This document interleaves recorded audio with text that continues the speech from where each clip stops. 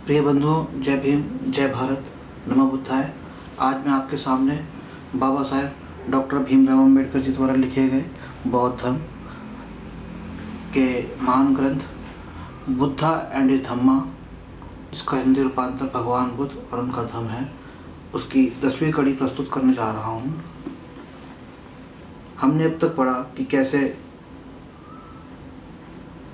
सिद्धार्थ गौतम बड़े हुए और एक क्लेश के कारण, जिसमें कि उनके परिवार पर कोई आपत्ति, कोई मुसीबत ना आए, उसकी वजह से उन्हें अपना घर छोड़ना पड़ा। और फिर राजा बिंबिसार, पिछली कुछ कड़ियों में हमसे एक गलती हो गई थी कि हमने बिंबिसार से बिंदुसार समझ लिया था। बिंदुसार बिंबिसार अलग अलग राजा हैं। अशोका के पिता बिंदुसार थे, बिंबिसार नहीं थे। बिंबिसार अशोका के बिंदुसार से पहले हुए हैं, मौर्य से पहले हुए हैं, मौर्य से पहले नंद हुए हैं, और नंद से पहले और शायद उनसे पहले बिंबिसार हुए हैं। तो हम आगे पढ़ते हैं। शांति का समाचार। जब गौतम राजगृह में ठहरा हुआ था, तब वहां दूसरे 5 परिव्राजक आए और उन्होंने भी गौतम द्वारा अपने ठहरने के लिए बनाई गई कुटिया के पास ही एक कुटी बना ली। उन 5 परिव्राजकों के नाम थे कौंडिन्य, असस्ची, अश्वजीत, कश्यप, महानाम तथा भद्दिय। वे भी गौतम के व्यक्तित्व से प्रभावित हुए थे और अचरज में थे कि किस कारण से उसने प्रवज्ञा ले ली थी।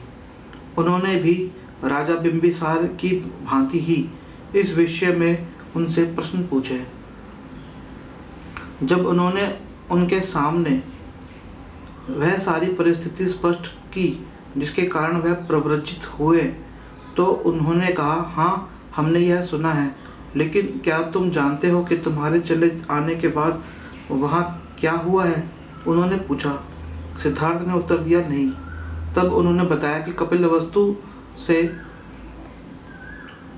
उसके चले आने के बाद कोलियों से युद्ध ठानने के विरोध में शाक्यों में बहुत बड़ा आंदोलन छिड़ गया।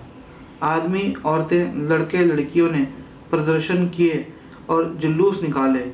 उनके हाथ में झंडे थे जिन पर लिखा था, कोलिय हमारे भाई हैं, एक भाई का दूसरे भाई के विरुद्ध युद्ध करना अनुचित है, सिद्धार्थ गौतम के देश निकाले आदि पर विचार करो।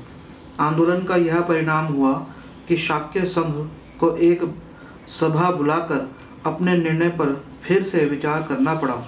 उस समय बहुमत कोलियों से समझौता कर लेने के पक्ष में हो गया।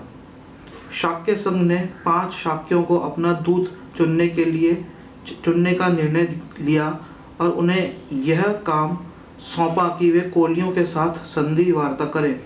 जब कोलियों को इसका पता चला तो वे बहुत प्रसन्न हुए। उन्होंने भी अपने 5 कोलियों को चुना ताकि वे शाक्यों के दूतों के साथ संधि वार्ता चलाएं। दोनों ओर के दूत आपस में मिले और तय किया कि मध्यस्थता के लिए एक स्थायी परिषद की नियुक्ति की जाए, जिसे अधिकार हो कि रोहिणी के जल के बंटवारे से संबंधित हर विवाद पर निर्णय ले लें और परिषद का निर्णय दोनों पक्षों को मान्य हो। इस प्रकार युद्ध का खतरा शांति में परिणत हो गया। जो कुछ कपिलवस्तु में हुआ था उसे गौतम को बताने के बाद परिव्राजकों ने कहा, अब तुम्हारे लिए परिव्राजक बने रहने की कोई आवश्यकता नहीं है। अब तुम क्यों नहीं लौटकर अपने परिवार में चले जाते? सिद्धार्थ ने उत्तर दिया, इस शुभ समाचार से मुझे प्रसन्नता हुई है। यह मेरे लिए विजय है, लेकिन मैं वापस घर नहीं जाऊंगा। मुझे जाना भी नहीं चाहिए। मुझे परिव्राजक ही बने रहना चाहिए। गौतम ने उन 5 परिव्राजकों से पूछा, तुम्हारा क्या कार्यक्रम है? उन्होंने उत्तर दिया, हमने तपस्या करने का निश्चय किया है। तुम भी हमारे साथ क्यों नहीं शामिल हो जाते? सिद्धार्थ ने कहा, एक एक करके। पहले मुझे दूसरे पथों की जानकारी प्राप्त करनी चाहिए। तब 5 परिव्राजक वहां से चले गए। 6. समस्या की नई पृष्ठभूमि। कोलियों और शाक्यों के बीच शांति स्थापित हो जाने का समाचार 5 परिव्राजकों से प्राप्त होने पर गौतम को बहुत बेचैनी हुई। अकेले में वह गंभीरता से अपनी स्थिति पर सोचने लगा कि क्या अभी परिव्राजक बने रहने का उसके लिए कोई औचित्य रह गया है। उसने अपने आप से प्रश्न किया कि वह किस लिए अपने बंधु बांधवों को छोड़कर चला आया था। उसने इसलिए गृह त्याग किया था क्योंकि वह युद्ध का विरोधी था। अब जबकि युद्ध समाप्त हो गया है, तब भी क्या मेरे लिए कोई समस्या शेष रह गई है? क्या युद्ध की समाप्ति के साथ मेरी समस्या भी समाप्त हो गई है? गहराई से चिंतन करने पर उसने सोचा कि नहीं, युद्ध की समस्या अनिवार्य तौर पर झगड़े की समस्या है। यह एक बड़ी समस्या का एक अंग मात्र है। यह झगड़ा न केवल राजाओं और राष्ट्रों के बीच ही चल रहा है, बल्कि कुलीनों और ब्राह्मणों के बीच, गृहस्थों के बीच, माँ और पुत्र के बीच, पिता और पुत्र के बीच, भाई और बहन के बीच और साथी के बीच जारी है। राष्ट्रों के बीच संघर्ष तो कभी कभी होता है, लेकिन वर्गों के बीच तो यह संघर्ष लगातार चलता ही रहता है। संसार में सभी दुखों और कष्टों का मूल कारण यही है। यह सत्य है कि युद्ध के कारण ही मैंने गृह त्याग किया था।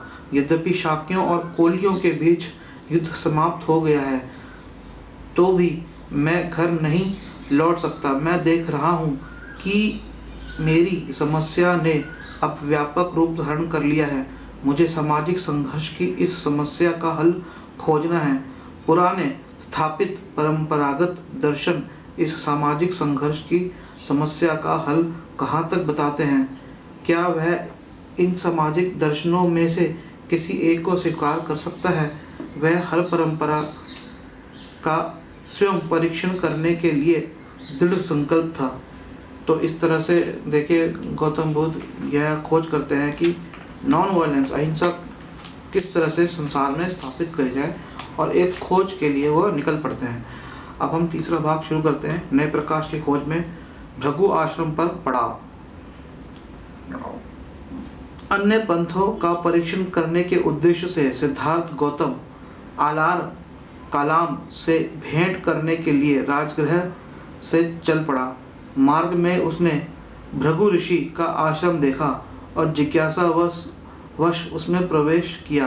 देखिए, यहाँ पे भृगु ऋषि आया है, भृगु संहिता में सुनने को मिलती है। ये उन्हीं ऋषि का आश्रम है। आश्रम के ब्राह्मण निवासी जो जंगल से लकड़ी तोड़ने के लिए गए थे, अभी अभी लौट कर आए थे। उनके हाथ ईंधन, पुष्प और कुश घास से भरे थे। तपस्या और ज्ञान में प्रवीण थे। वे अपनी अपनी कुटियों में न जाकर सिद्धार्थ गौतम से भेंट करने के लिए उसके पास पहुँचे। आश्रम निवासियों द्वारा समुचित रूप से सम्मानित होकर सिद्धार्थ गौतम ने भी आश्रम के गुरुजनों से प्रति आदर प्रदर्शित किया। उस मोक्षकामी बुद्धिमान ने उन स्वर्गकामी तपस्वियों की विचित्र तपस्याओं का निरीक्षण करते हुए आश्रम को देखा।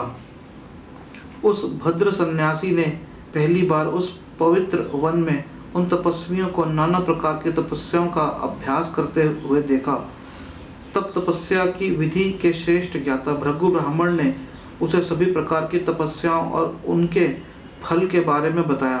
पानी के बाहर उत्पन्न बिना पका भोजन, मूल और फल, यही धर्मशास्त्रों के अनुसार तपस्वियों का भोजन है।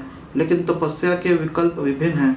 कुछ पक्षियों की भांति अन्न बटोर कर गुजारा करते हैं, दूसरे हिरणों की भांति घास चरते हैं, और अन्य सांपों की भांति वायुभक्षी होते हैं।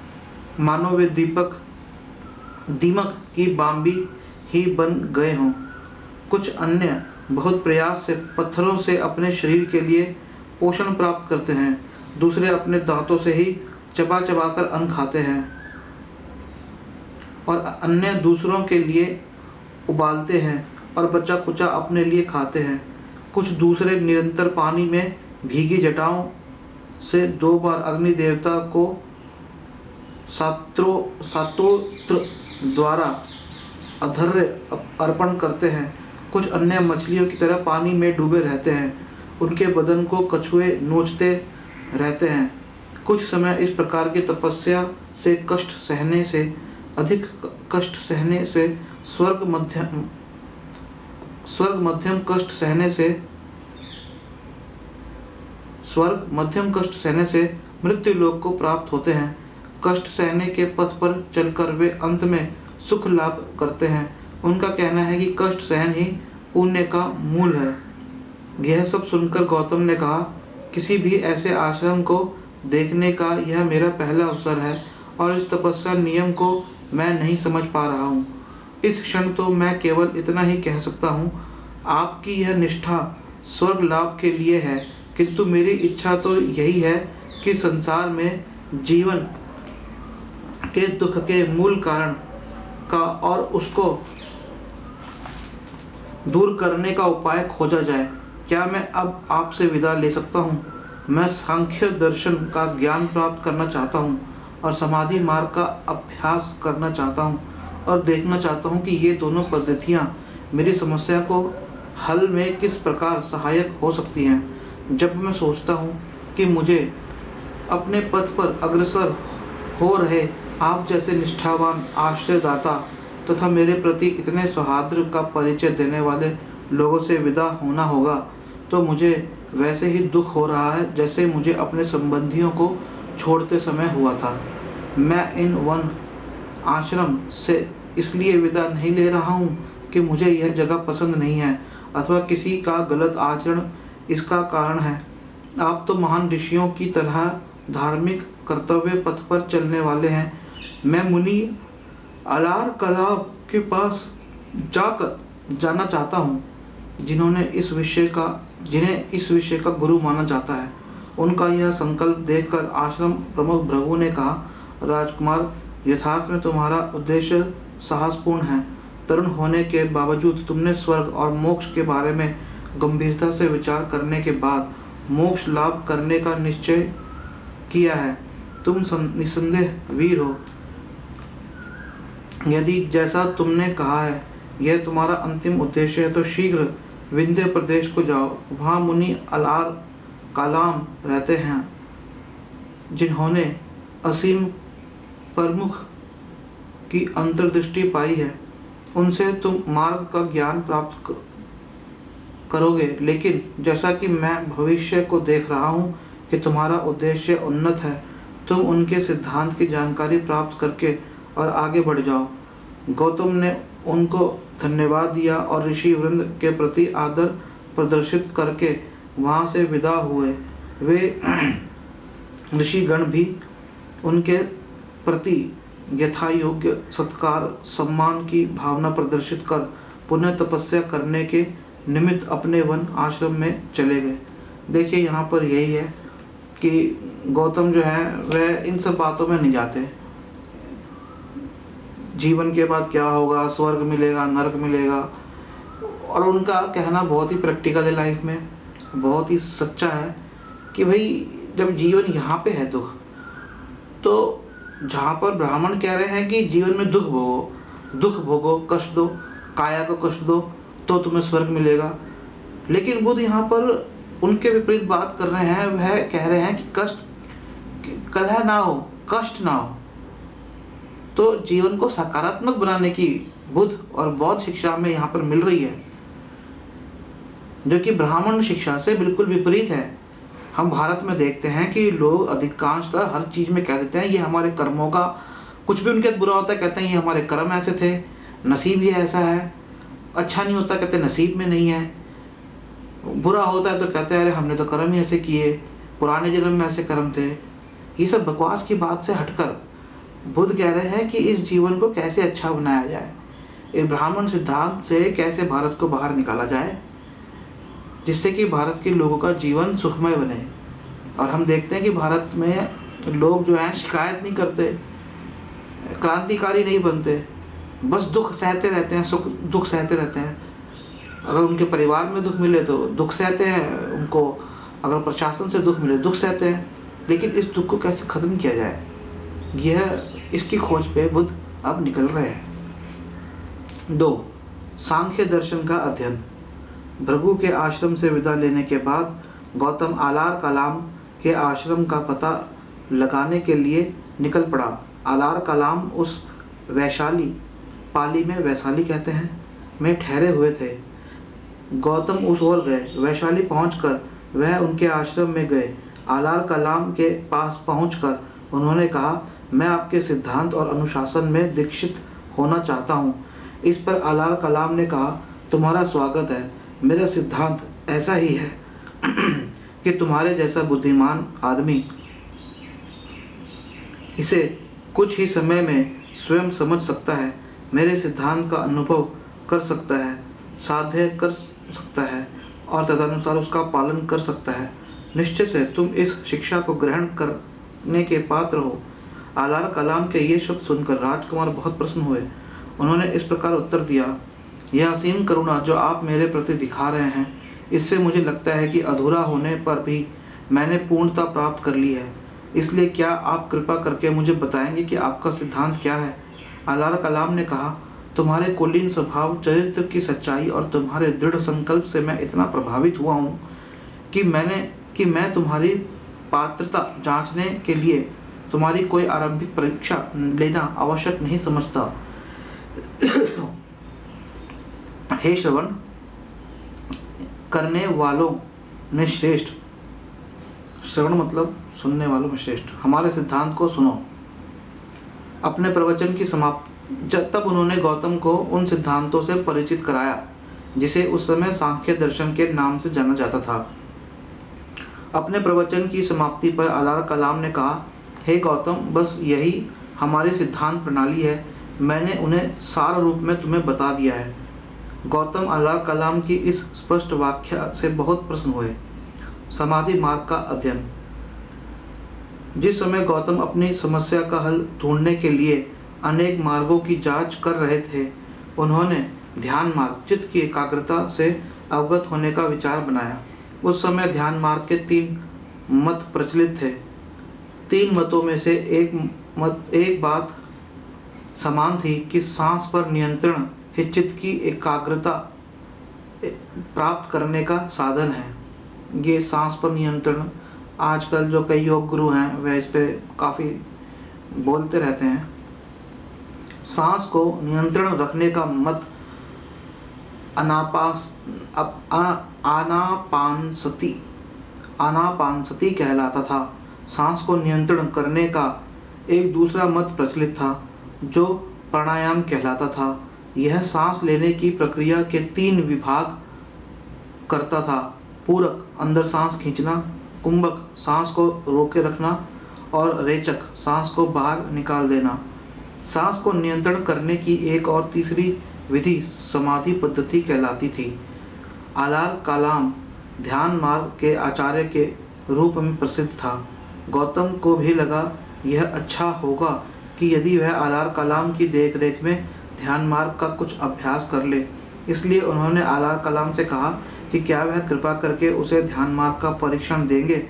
आलार कलाम ने उत्तर दिया, बहुत प्रसन्नता से। आलार कलाम ने उन्हें अपने ध्यान मार्ग की विधि सिखाई। इसके 7 चरण या 7 सोपान, सीढ़ियाँ थे। गौतम ने इस विधि का नियमित रूप से प्रतिदिन अभ्यास किया। इस विधि में पूर्ण दक्षता प्राप्त कर चुकने के बाद गौतम ने आलार कलाम से पूछा कि क्या इससे आगे सीखने के लिए कुछ और शेष था। आलार कलाम ने उत्तर दिया, नहीं मित्र, जो कुछ भी था वह मैंने सिखा दिया। इसके साथ ही गौतम ने आलार कलाम से विदा ली। गौतम ने एक दूसरे योगी उद्धक रामपुत के बारे में सुन रखा था, जिसकी ख्याति थी कि उसने एक ऐसी ध्यान विधि का आविष्कार किया था जिससे ध्यानी आलार कलाम की ध्यान विधि से एक चरण और आगे जा सकता था। गौतम ने इस विधि को सीखने और समाधि की उच्चतम अवस्था का अनुभव करने का विचार बनाया। तदनुसार वह उद्धक रामपुत के आश्रम में पहुंचा और उसके मार्ग में परीक्षण आरंभ किया। अल्प समय में ही गौतम ने उद्दक राजपूत के 8वें चरण की विधि में दक्षता प्राप्त कर ली। उद्दक रामपुत की ध्यान विधि में पूर्ण रूप से दक्षता प्राप्त करने के अनंतर गौतम ने उससे भी वही प्रश्न पूछा जो कि उसने अलार कलाम से पूछा था, क्या आगे कुछ और भी सीखने के लिए शेष है? उद्दक रामपुत ने भी वही उत्तर दिया, नहीं मित्र, इसके अतिरिक्त तुम्हें सिखाने के लिए मेरे पास और कुछ नहीं है। अलार कलाम और उद्दक रामपुत दोनों ध्यान मार्ग के आचार्य के रूप में कौशल जनपद में प्रसिद्ध थे, लेकिन गौतम ने सुना था कि मगध जनपद में ध्यान मार्ग के वैसे ही और भी ध्यानाचार्य हैं। उन्होंने सोचा कि उनसे उनकी विधि में भी परीक्षण प्राप्त करना चाहिए। तदनुसार गौतम मगध जा पहुँचे। उन्होंने देखा कि यद्यपि उनकी ध्यान विधि का आधार भी सांस पर नियंत्रण पाना ही था, तो भी जो ध्यान विधि कौशल जनपद में प्रचलित थी उससे वह भिन्न थी। इस ध्यान विधि में सांस लेना नहीं था, अपितु चित्त की एकाग्रता प्राप्ति के लिए सांस को रोकना था। गौतम ने यह विधि भी सीख ली। जब उन्होंने सांस को रोककर चित्त को एकाग्र करने का प्रयास किया तो उन्हें लगा कि उनके कानों में से बहुत तीव्र भेदक आवाज आ रही है और उसे ऐसा लगता था मानो उसके सिर में तेज नुकीला चाकू भेदा जा रहा हो। यह बहुत कष्टदायक प्रतिक्रिया थी, लेकिन गौतम उसमें भी दक्षता प्राप्त करने में सफल रहे। समाधि मार्ग में उसका ऐसा ही परीक्षण था।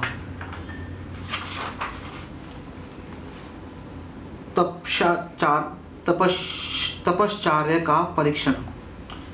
गौतम ने संख्या मार्ग तथा समाधि मार्ग का परीक्षण कर लिया था, लेकिन वह तपश्चर्या का प्रयोग किए बिना ही भृगु का आश्रम छोड़कर चले आए थे। उन्होंने विचार किया कि इस बारे में भी स्वयं प्रयोग करके अनुभव प्राप्त करना चाहिए ताकि वह अधिकार के साथ इस पर बोल सके। तदनुसार गौतम गया नगर पहुंचा।